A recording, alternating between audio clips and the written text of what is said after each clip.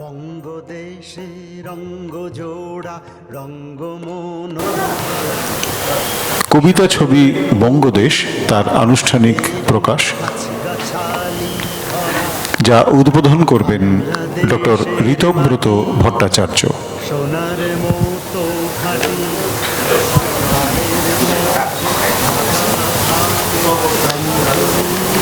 Doctor Ritabrata Bhattacharya উদ্বোধন করবেন কবিতা ছবি বঙ্গদেশ।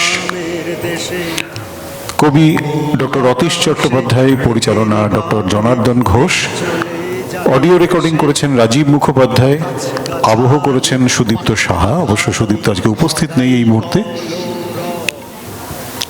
সাউন্ড ইঞ্জিনিয়ারিংয়ে রয়েছেন রাজীব মুখার্জি, আর আমার সঙ্গে আমার পাশে দাঁড়িয়ে আছেন ডক্টর অতীশ চট্টোপাধ্যায়, যিনি কবিতাটা লিখেছেন। তো অনিবার্য কারণেই আমরা এই ছবিটা এখানে স্ক্রিনিং করতে পারবো না, তবে আমরা বিভিন্ন ডিজিটাল প্ল্যাটফর্মে আমরা শীঘ্রই এটা আপলোড করব।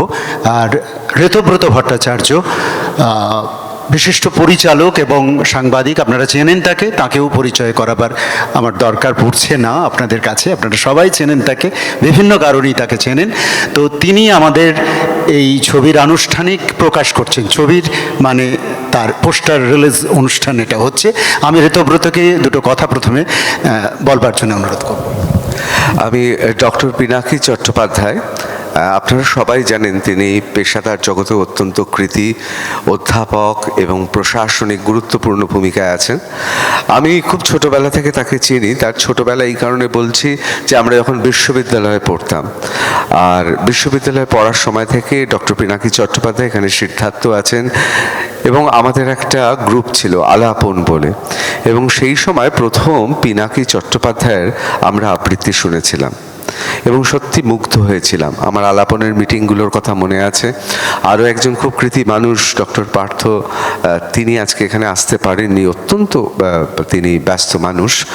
সেই পিনাকি চট্টোপাধ্যায়, যিনি আবৃত্তিকার হওয়ার স্বপ্ন দেখতেন, যিনি প্রতিনিয়ত কবিতার সঙ্গে সঙ্গ করতেন, তিনি আমাদের কান কখনো কখনো ঝালাপালা করে দেওয়ারও ষড়যন্ত্র আঁটতেন।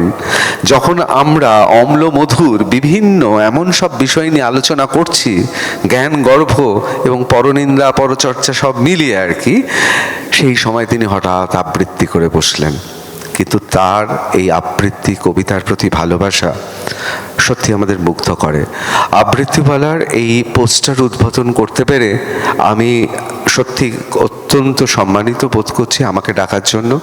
তার কারণ এখানে খুব কৃতী রঞ্জনদা আছেন, অতীশদা আছেন, সবাই কোনো না কোনোভাবে তারা এর সঙ্গে যুক্ত। আমি যুক্ত নই।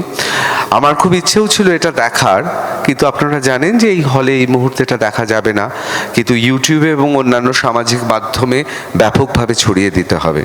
তার কারণ অতীশবাবুর কবিতা এবং কণ্ঠে পিনাকি এবং তার সঙ্গে রঞ্জনদা এবং অসাধারণ মিউজিক কম্পোজ, এবং জনার্দন বাবু, ডক্টর জনার্দন ঘোষ, তিনি আসতে পারেননি মধুপুর থেকে তার ট্রেনের গোলযোগে।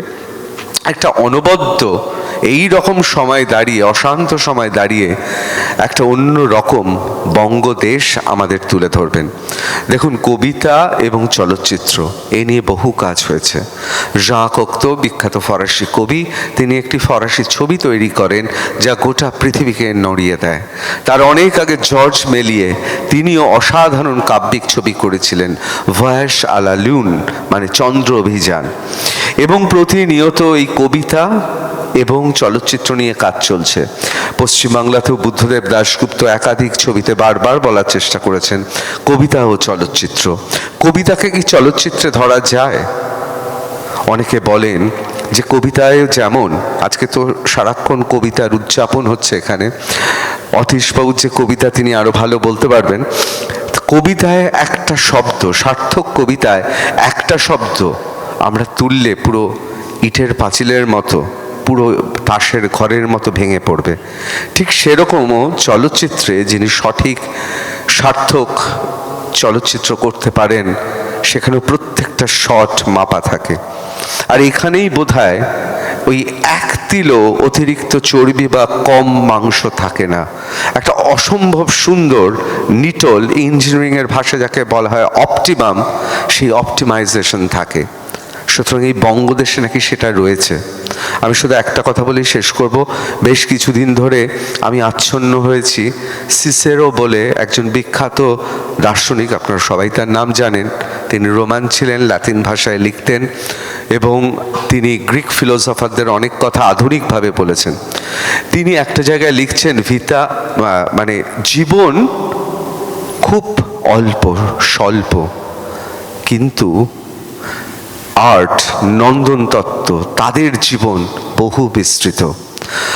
আমি আজকে এই কাজটা উদ্বোধন করার এই অনুষ্ঠানে থাকতে পেরে আমার মনে হচ্ছে একদিন আমরা এই পৃথিবী ছেড়ে চলে যাব, কিন্তু অতীশবাবুর কবিতা, রঞ্জনদা, জনার্দনবাবু, পিনাকির কণ্ঠ, মিউজিক কম্পোজারের অসাধারণ কম্পোজ চিরদিনের জন্য কিন্তু থেকে যাবে।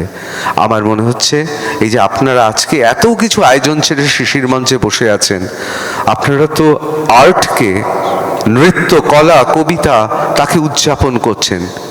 আমাদের জীবন অত্যন্ত সীমাবদ্ধ, কিন্তু এই উদযাপন কিন্তু থেকেই যাবে। আমার মনে হয় এইভাবেই অনুরণন ছড়িয়ে পড়ুক পিনাকির কণ্ঠে, রঞ্জনদাদের, অতীশবাবুর কবিতা, সঙ্গীতে একটা অসাধারণ হয়ে উঠুক। আর আমরা প্রত্যেকে অন্তত এইটুকু শপথ নিই, আমরা যে যার মতো শেয়ার করব। আমি তো কথা দিলাম আমি আমার ফেসবুক, আমার সোশ্যাল মিডিয়ায় শেয়ার করব, কারণ এটা মানুষের কাছে পৌঁছে দিতে হবে। সঞ্চালক মহাশয় সকাল 9টা থেকে তিনি রয়েছেন, অসাধারণ সঞ্চালনা করছেন। আমি আর কথা বাড়াবো না, তাহলে আনুষ্ঠানিকভাবে পিনাকি, রঞ্জনদা, অতীশদা সবার জন্য একটা জোরে হাততালি, এটা উদ্বোধন হলো।